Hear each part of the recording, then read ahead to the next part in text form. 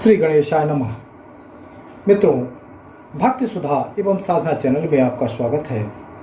ज्योतिष विद्या सीखें क्लास 13 में आपको आज बताते हैं कि नवमांस निकालने के क्या तरीके हैं। बहुत सरल तरीके, 3 तरीके हैं, किसी भी तरीके को आप अप्लाई कर सकते हैं। मित्रों, नवमांस होता क्या है?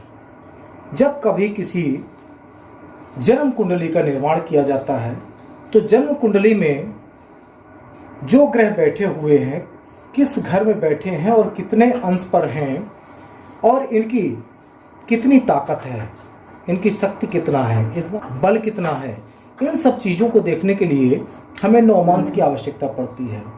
पता चलता है कि बृहस्पति पंचम भाव में यहाँ पर बैठे हैं। अब बृहस्पति की स्थिति क्या है कि अपने मित्र राशि में बैठे हैं, क्योंकि सूर्य इनके मित्र हैं, परंतु इनका बल कितना है, यह देखने के लिए हमें नवमांस कुंडली की आवश्यकता पड़ती है। अब नवमांस कुंडली हम कैसे बनाएं, यह हम आपको बताते हैं कि नवमांस क्या होता है। नवमांस है यह शरीर, यह जो लग्न कुंडली होती है यह एक शरीर है। इस शरीर की यह आत्मा है। शरीर कमजोर हो, आत्मा मजबूत हो या बलवान हो या दिल बलवान हो तो वह व्यक्ति काफ़ी दिन तक जीवित रह सकता है। लेकिन यदि उसका दिल कमज़ोर है और शरीर भले ही उसका मजबूत दिख रहा है, परंतु अगर कोई समस्या आई तो उसको हार्ट अटैक होगा, तो हार्ट अटैक के बाद वो क्या होगा, मर जाएगा। तो इसी तरह से यह जो लग्न कुंडली है, यह लग्न कुंडली शरीर है और यह आत्मा है। इसलिए आत्मा बलवान है या नहीं है, दिल उसका मजबूत है या नहीं है, ये हम नवमांस कुंडली से देखते हैं कि ग्रह कितना बलवान है और कितना कमजोर है। तो ज्यादा समय न लेते हुए हम आपको इसके सूत्र बताते हैं। पहला तो सूत्र यह है कि जिस राशि का नवमांस देखना हो, हम पहला सूत्र आपको बताते हैं कि जिस राशि का नवमांस देखना हो उससे एक राशि पहले, अर्थात जैसे मान लीजिए इस समय लग्न क्या है, लग्न है वृष। अब वृष लग्न के एक राशि पहले कौन सी है, मेष राशि। तो हमने यहाँ लिया मेष राशि। इसमें हमने क्या किया, गुणा किया 9 का और धन किया 1, अर्थात ये हो गया 10। 10 का अर्थ है कि वृष लग्न का प्रारंभ कहां से होगा, वृष लग्न का पहला जो नवमांस होगा। नवमांस क्या, नवमांस जो होता है एक ही राशि के 9 भाग किए गए।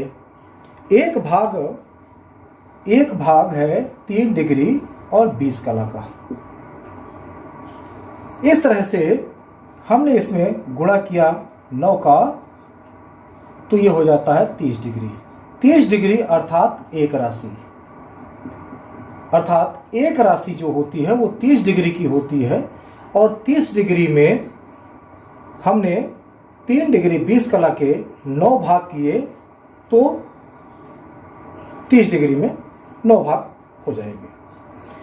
अब हम क्या करेंगे कि मान लीजिए जैसे 10 अर्थात मकर राशि, अर्थात वृष लग्न का जो पहला भाग होगा 0 डिग्री से 3 डिग्री 20 कला तक, वो होगा कौन सी, मकर राशि का। दूसरा होगा कुंभ का, तीसरा होगा मीन का, चौथा होगा मेष का, फिर 5वां वृष का और 6वां होगा मिथुन का, 7वां होगा कर्क का और 8वां होगा सिंह, 9वां होगा कन्या का। तो हम क्या करेंगे कि हमारा लग्न कितनी डिग्री का है, मान लीजिए लग्न है हमारा 20 डिग्री 50 कला, तो 20 डिग्री 50 कला कहाँ आता है, ये 20 डिग्री है 7वां नवमांस में। तो 7वें नवमांस में हमको कौन सा मिलता है, 11, 12, 1, 2, 3, 4, अर्थात कर्क राशि। क्योंकि हमारा जो लग्न है, लग्न की जो डिग्रियां हैं वो डिग्री इस 7वें भाग में आता है। तो 7वां भाग कौन सा होगा, कर्क का होगा। तो हम नवमांस यहाँ पर करके लिख देंगे। यह हो गया हमारा पहला सूत्र। अब हम आपको दूसरी रीति बताते हैं। दूसरी रीति और भी ज़्यादा सरल है, शायद हो सकता है कि इस रीति से आपको समझ में ना आए। अब दूसरी रीति यह है कि मान लीजिए हमें बृहस्पति का निकालना है कि बृहस्पति किस नवांश में है। तो बृहस्पति की राशि कौन सी है? 5। तो हम क्या करेंगे, एक राशि पहले अर्थात कर्क 4, 4 गुणित 9, 9 चौक 36। अब इसमें हम देखेंगे कि बृहस्पति किस नवमांश में है। यह नवमांश अर्थात 3 डिग्री में आप 3 डिग्री, फिर 3 डिग्री 20 कला से 6 डिग्री 6:40, और तीसरा है 6:40 से 10 डिग्री, और चौथा है 10 डिग्री से 13 डिग्री 20 कला। अर्थात बृहस्पति चौथे लग्न में है, चौथे नवांश में है या चौथे भाग में है। ये कहा जाए कि बृहस्पति चौथे भाग में है। तो चौथे भाग में है तो हम इसमें क्या करेंगे, +4, तो ये हो गए आपके 40। अब 40 में हम 12 का भाग देंगे तो कितना निकलेगा? 12 तिहाई 36, बचे 4। अर्थात जो शेष बचा यही 4 नवमांश है। अर्थात बृहस्पति का कौन सा नवमांश रहेगा?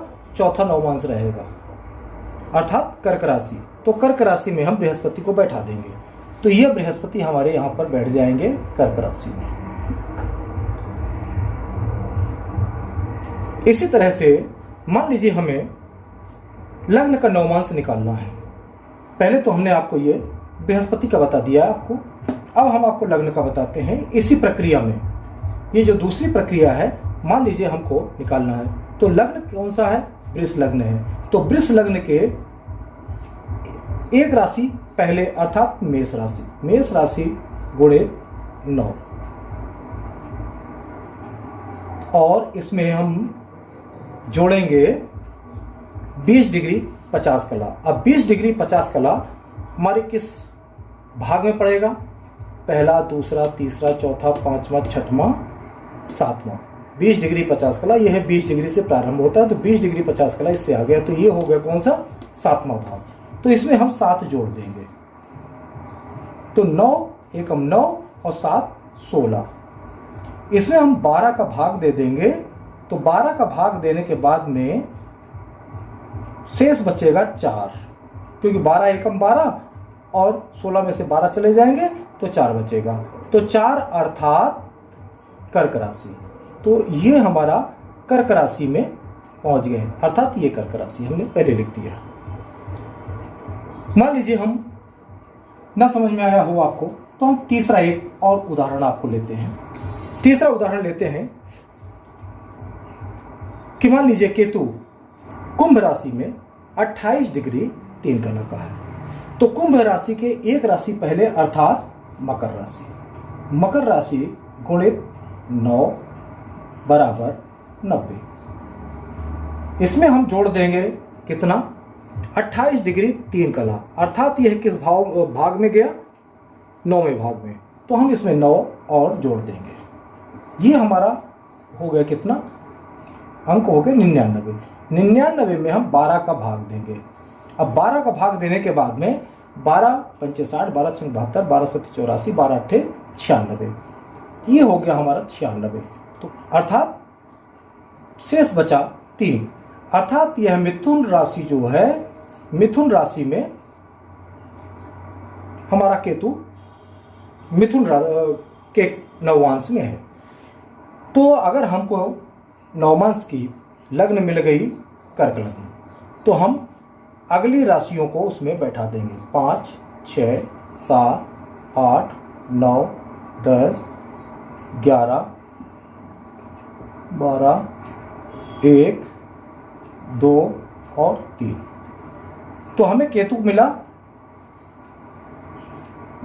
3 में, हम केतु को बैठा दिए। इसके पश्चात चूंकि 28 डिग्री पर राहु है, तो हम पहले इनको लेंगे 5 से 1 कम अर्थात 4 गुणित 9 धन 28 डिग्री। 28 डिग्री मतलब 9वां 9, तो 9 चौक 36 और 36 और 9 45 भागित 12, 12 तिहाई 36, शेष बचे 9, अर्थात यह गए धनुराशि।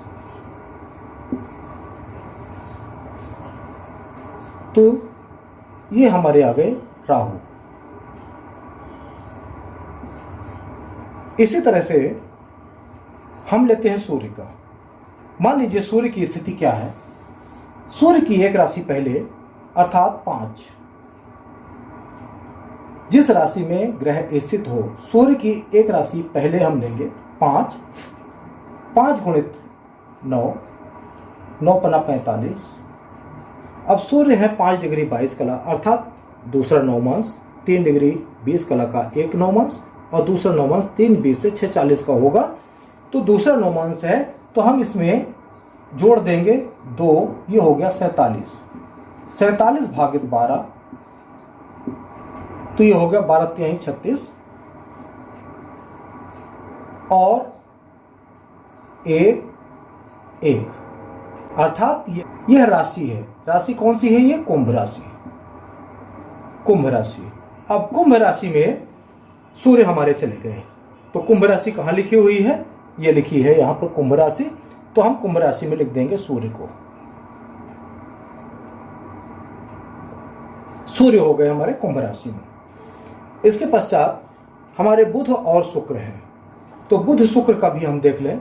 बुध के एक राशि पहले अर्थात कन्या गुणित 9 धन 3 डिग्री 20 कला, अर्थात 3 डिग्री 20 कला अगर चल चुके हैं वो, तो संभवतः है ऐसी स्थिति में आप उसके अगले नौमांश पे ही उसको रखेंगे, क्योंकि 3 डिग्री 20 कला अगर एक बिकला भी चल गया तो वो आगे पहुंच गया अगले नौमांश में, तो उसका हो जाएगा दूसरा नौमांश। तो हमने 2 जोड़ दिया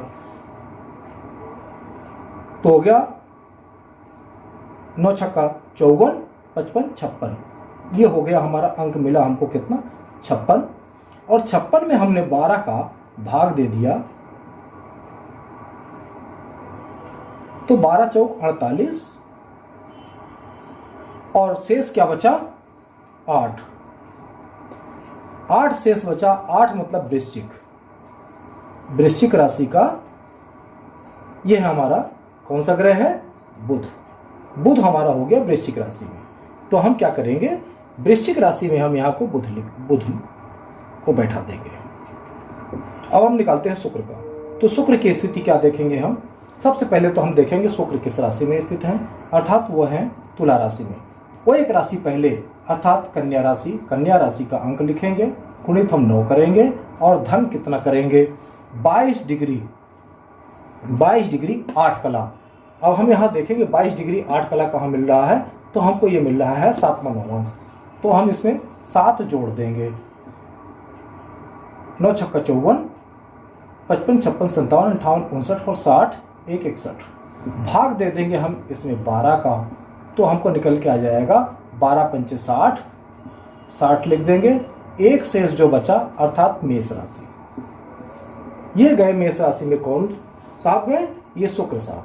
शुक्र साहब चले गए कहां पर? मेष राशि में। इसके पश्चात मंगल की हम बात करें तो मंगल के लिए हम क्या करेंगे? एक राशि पहले वही सूत्र रहेगा, 8 गुणित 9 बराबर 72 धन। कभी हमने डायरेक्ट धन कर दिया है, कभी इसमें आप बराबर करके और इसके बाद धन किया है। इसमें आप बिल्कुल परेशान ना हो। तो मंगल की क्या स्थिति है? 28 25 अर्थात 9वें भाग में।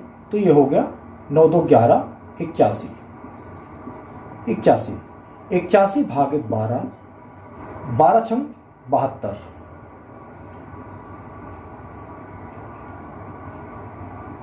ये शेष बचा 9। 81 में से 72 गए, 9 शेष बचा अर्थात धनु। यह धनु राशि में मंगल पहुंच गए। तो हमने यहाँ भी मंगल को दर्शा दिया। इसके पश्चात हम निकालते हैं चंद्रमा का। तो चंद्रमा है 14 डिग्री, चंद्रमा 14 डिग्री पर है। किस राशि में है? मकर राशि में। मकर राशि के एक राशि पहले अर्थात धनु राशि। धनु का सिंबल है 9, 9 गुणे 9 81। धन 14 डिग्री 28 कला। तो हम देखते हैं कि यह 5वें भाग में चंद्रमा विराजमान है। तो हम इसमें धन 5 कर देंगे, तो ये हो गया हमारा 86। अब 86 में हम 12 का भाग देंगे, तो 12 का भाग देने के बाद 12 पंचे 60, 12 छः 72, 12 सत्ते 84, 84 शेष बचा 2 अर्थात वृष राशि। तो ये हमारे हो गए वृष राशि में। तो वृष राशि हमारा कहाँ मिलेगा? ये मिलेगा। तो हम यहाँ चंद्रमा को वृष राशि में बैठा देंगे। इसके बाद शनि की बात करें हम, तो शनि है सेम प्रक्रिया रहेगी 81 तक। इसके बाद 81 के बाद ये 18 डिग्री 48 कला के हैं, तो 18 डिग्री 48 कला हमको मिलता है 6वें में। तो हम क्या करेंगे? 81 और प्लस 6 बराबर 87 और 87 भागित 12, तो हमें क्या बचेगा? 3 बचेगा, अर्थात 12 सत्ते 84 और 84 में 87 में 84 चले जाएंगे तो 3 बचेगा, अर्थात यह मिथुन राशि में नवांश गया। मिथुन नवांश हमारा कहाँ लिखा है? ये मिथुन लिखा है। तो हम यहाँ पर शनि को बैठा देंगे। अब ये शनि देवता यहाँ बैठ गए। अब आपके जो केतु हैं, केतु हो गए, अर्थात 1 2 3 4 5 6 7 8 9, ये 9 ग्रह आपके नवमांश हो गए। अब ये रहा हमारा दूसरा सूत्र। और तीसरा सूत्र ये है कि जो अग्नि तत्व की राशियां हैं, अर्थात 1 5 और 9, इनका जो पहला नवमांश होगा वो मेष राशि का होगा, अर्थात पहला मेष राशि का होगा, दूसरा वृष का होगा, तीसरा मिथुन, चौथा कर्क, 5वां सिंह, 6वां कन्या, 7वां तुला और 8वां वृश्चिक, 9वां धनु। ये 9 नवमांश हो गए इनके। दूसरी राशि की बात करते हैं, वायु। वायु तत्व की जो राशियां हैं वो कौन कौन सी हैं? 3 7 और 11। ये जो है 3 7 11, ये है राशियां। हमने आपको पहले ही बताया है कि यह राशियां जो वायु तत्व की हैं, इनका जो पहला नवमांश होगा, अर्थात ये कहां से गिने जाएंगे? तुला से गिने जाएंगे। तो ये तुला राशि की इनका पहला नवमांश होगा। तो जब भी हम गिनेंगे तो पहला नवमांश ये तुला का होगा, दूसरा होगा वृश्चिक का, तीसरा धनु का, चौथा मकर का, 5वां कुंभ का, 6वां होगा मीन का। इसी तरह से आगे बढ़ते जाएंगे। फिर तीसरा है जल तत्व लेते हैं, 4 8 और 12। यह राशियां जो हैं, चौथी 8वीं और 12वीं राशि जो होती है, यह होती है जल तत्व की। तो जल तत्व की राशि का जो पहला नवमांश होगा वह कर्क का होगा। और अंतिम है पृथ्वी तत्व। तो पृथ्वी तत्व की राशियां हैं 2 6 10। अब 2 6 10 जो पृथ्वी तत्व की राशियां हैं, इनका पहला नवमांश जो होगा वो कौन सा होगा? मकर का होगा। तो इस प्रक्रिया से भी आप निकाल सकते हैं। मकर का होगा, अर्थात पहला भाग मकर का होगा, दूसरा होगा कुंभ का, तीसरा होगा मीन का, चौथा होगा मेष का। इसी तरह से आगे क्रम से बढ़ते चले जाएंगे। तो ये आपने आज सीखा नवमांश निकालने की सरल विधि। 3 विधियां हमने आपको बताया, और तीनों विधियां में दूसरी विधि जो होती है वो डायरेक्ट आप उस नवमांश तक पहुंच जाते हैं। इसके साथ में हम आपको यह भी बता दें कि अब मान लीजिए लग्न हमारा है वृष लग्न। वृष लग्न यदि हमारा लग्न कुंडली में है तो नवमांश कुंडली में आया कर्क लग्न, अर्थात हम यह देखें कि यह वृष लग्न जो है हमारी कर्क लग्न है, अर्थात शुभ है, तो हम क्या कहेंगे इसको? यह अच्छी मानी जाएगी। उसमें बृहस्पति बैठ जाए लगने पे तो अच्छा माना जाएगा। इसके पश्चात हम बात करें कि बृहस्पति इस लग्न कुंडली में अपने मित्र राशि पर बैठे हुए हैं, तो बृहस्पति की क्या स्थिति है नवमांश में, अर्थात इनकी अंदर की ताकत कितनी है, हमें यह देखना है। तो चूंकि ये अपने मित्र राशि में बैठे हैं और यहाँ भी अपने मित्र राशि में बैठे हैं, अर्थात कर्क में वो भी लग्न में बैठे हैं, अर्थात बृहस्पति यहाँ पर मजबूत दिखाई दे रहे हैं। यहाँ तो मजबूत दिखाई ही दे रहे हैं, यहाँ भी बृहस्पति मजबूत दिखाई दे रहे हैं। और दिखाई क्या दे रहे हैं, ये मजबूत है ही। अर्थात जब भी इनका फल अपने दशा में यह अत्यंत शुभदायक फल प्रदान करेंगे। इसी तरह से हम राहु को देखते हैं। राहु और बृहस्पति दोनों का युति है। युति होने के कारण कोई भी ग्रह यदि नवमांश में अपने मित्र राशि में, स्वराशि में, उच्च राशि में बैठा हो और नवमांश में भी वह अपने उच्च राशि में बैठा हो या अपनी राशि पर बैठा हो या मित्र की राशि में बैठा हो, तो उस ग्रह को वर्गोत्तम कहा जाएगा, यानी वर्ग में अति उत्तम कहा जाएगा। तो हम बात करते हैं सूर्य की। सूर्य इस कुंडली में पंचम भाव में और कन्या राशि में स्थित है। चूंकि कन्या के स्वामी बुध हैं और बुध और सूर्य में समता है, अर्थात सूर्य के बुध सम है, अर्थात अपने सम राशि पर बैठे हुए हैं। और इसके पश्चात सूर्य यहाँ पर आते हैं कुंभ राशि, अर्थात अपनी शत्रु राशि में बैठ जाते हैं। यह कुंभ राशि है शनि की, तो शनि सूर्य के शत्रु हैं। अब यहाँ तो यह सम में थे, अर्थात अपने पड़ोसी के घर में, और यहाँ आते हैं शत्रु के घर में, अर्थात यह सूर्य इस भाव के लिए इस भाव में यह अच्छा फल नहीं देंगे।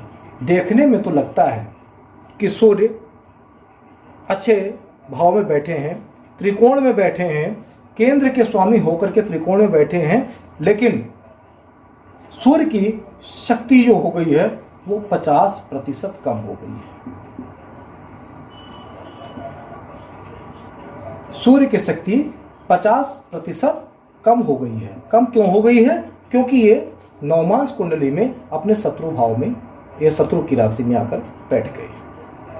इसी तरह से बुध की बात करें तो बुध जो है, बुध शुक्र के मित्र हैं और बुध की राशि में छठवें भाव में ये बैठे हुए हैं। छठवें भाव में अर्थात मित्र की राशि पर बैठे हैं। तो ऐसी स्थिति में बुध क्या करेंगे?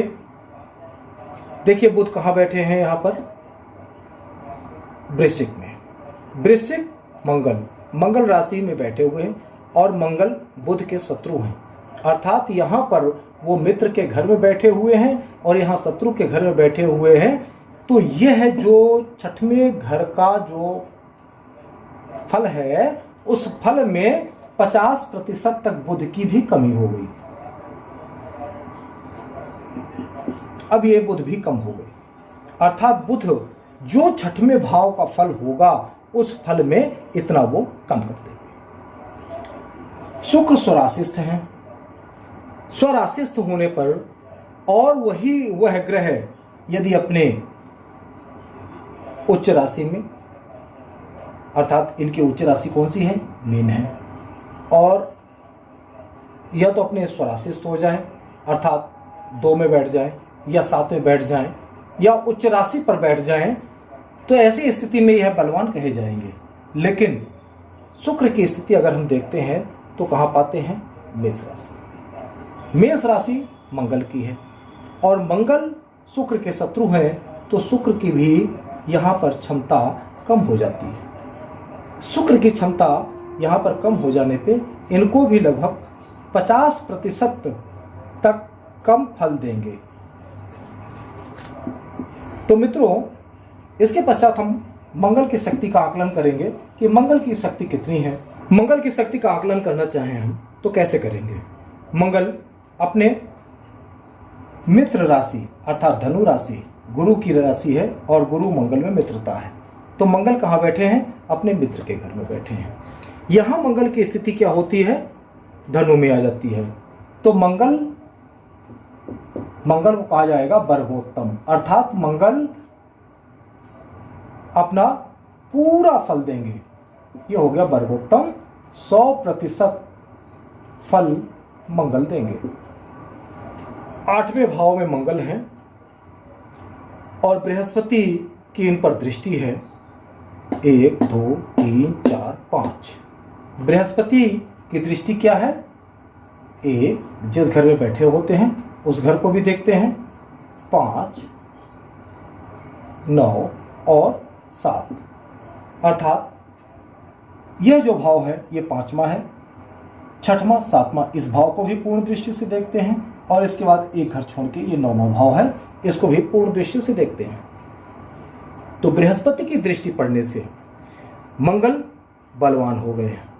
यहां मंगल वर्गोत्तम में भी हो गए हैं, अर्थात मंगल अष्टम भाव का पूरा फल करेंगे यदि कोई ग्रह अपने मित्र राशि पर स्थित हो, या कोई ग्रह शुभ होकर, यदि कोई ग्रह केंद्र का स्वामी होकर त्रिकोण में बैठ जाए या त्रिकोण का स्वामी होकर केंद्र में बैठ जाए तो वह बहुत अच्छा फल देता है। यदि कोई शुभ ग्रह जो केंद्र का स्वामी हो और केंद्र में ही बैठ जाए वह अपना फल नहीं देता, वह सम हो जाता है, न्यूट्रल हो जाता है। यदि कोई पापी ग्रह जो केंद्र का स्वामी होकर और खराब भाव में चला जाए, अर्थात तृतीय भाव में, 6वें भाव में, 8वें भाव में और 12वें भाव में, ये 4 भाव बहुत खराब भाव माने गए हैं। ये 4 भाव जो खराब माने गए हैं, तो इन भावों में कोई भी पापी ग्रह अगर बैठ जाए तो वह क्या करता है? बुरा फल देता है। अर्थात इस कुंडली के जातक को आयु तो पूरी मिलेगी क्योंकि बृहस्पति की दृष्टि है, परंतु इस अष्टम भाव अर्थात अंधकार का भाव है, इसमें शक्तिवान ग्रह बैठा है, तो इस भाव के लिए वह किसी बड़े ऑपरेशन से संबंधित घटनाक्रम होने की संभावनाएं बढ़ जाती हैं। फिर हम बात करते हैं चंद्रमा की। चंद्रमा मकर राशि में है। क्योंकि चंद्रमा मकर राशि में होकर अपने शत्रु के घर में बैठा हुआ है, लेकिन शत्रु क्या है? कोई भी ग्रह, कोई पापी ग्रह केंद्र और त्रिकोण का स्वामी होकर वह अशुभ फल नहीं देता, अर्थात इस कुंडली के लिए शनि शुभ फल ही देंगे, यह अशुभ फल कभी नहीं देंगे इस कुंडली के लिए। ऐसी स्थिति में यदि चंद्रमा यहां पर बैठ गए तो शनि की ताकत बढ़ जाती है, क्योंकि एक शुभ ग्रह उनको प्राप्त हो जाता है। अब ऐसी स्थिति में अगर हम देखें तो शनि की शक्ति को अगर हम पहचानना चाहें तो शनि वहां अपने स्वराशि से हैं और यहाँ पर अपने मित्र राशि बुध के घर में बैठे हुए हैं, तो इसलिए शनि यहाँ पर बहुत बलवान है। चंद्रमा अपने शत्रु के घर में भले बैठा हुआ है, लेकिन चूंकि शत्रु शुभ फल देने वाला है इसलिए चंद्रमा अशुभ नहीं होंगे वहां पर।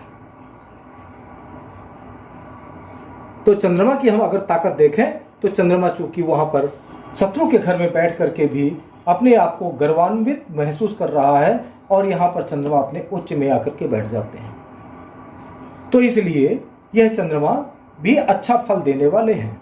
हमने आपको पहले ही बताया कि यह लग्न कुंडली जो है यह शरीर है, तो यह आत्मा है, दिल है, जो ग्रहों की शक्ति के बारे में बताता है कि ग्रह कितना शक्तिवान है और वह आपको किस तरह का फल दे सकता है।